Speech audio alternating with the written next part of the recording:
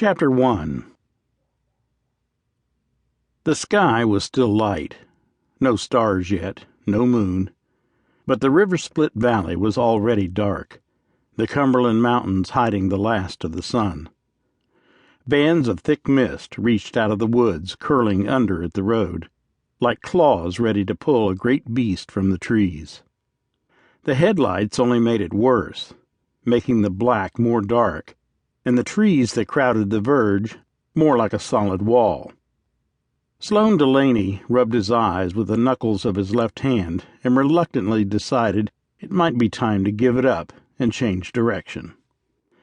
On the other hand, surrendering now would mean ending his vacation without reaching the final goal.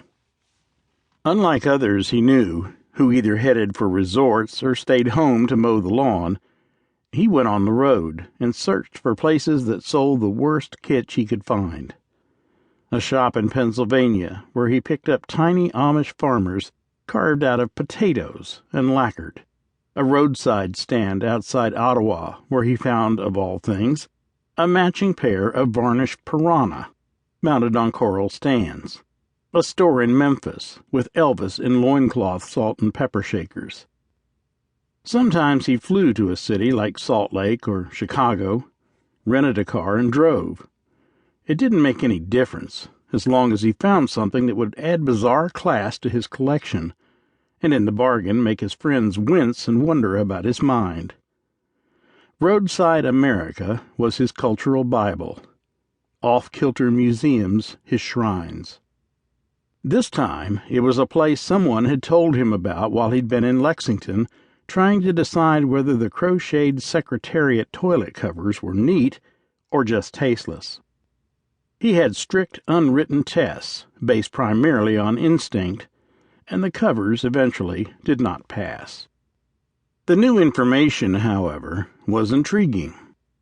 The bartender had no map, just vague directions to an area called Croxton in the eastern part of the state, and he had figured he could check it out on the way home.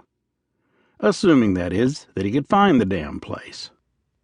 One pickup heading in the opposite direction had been the only other vehicle he had seen in the past hour. There were 2 well-kept campgrounds, but the offices had been empty.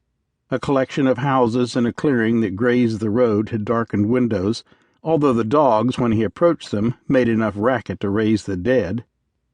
The mist shattered against the windshield. The road climbed and fell in slow curves. He rubbed his eyes again and yawned so widely his jaws popped. Every so often something glittered in the trees, specks of different colors, animal eyes, shards of glass, mica in the occasional moss-draped boulder. The radio produced nothing but static or rapid tinny voices too faint to understand. Finally, he opened the window a little, just for the wind noise, just for the sound. This, he thought, is stupid. Go home, boy. Go home, forget it. Another mile, and he realized the sky had finally gone dark, and a pale moon sat over the mountains. Its feeble light helped some, but not enough. The trees were still too dark, the road still too empty. Maybe he should just give it up. Find the next major intersection and head east into Virginia. If he were lucky, he'd come on the interstate fairly soon, which would mean a motel and a restaurant. And people. If he got up early and pushed it, he could be home by midnight tomorrow. It wasn't as if he didn't have enough stuff in his trunk, pieces for his collection, and some gifts for the guys, who would tell him he was nuts and they ought to save his money. All except Proctor. Proctor knew. Proctor understood. Delaney wasn't about to save his money, because there was nothing or anyone to save it for, and he sure as hell wasn't going to take what little there was in the bank with him. Proctor knew. He understood.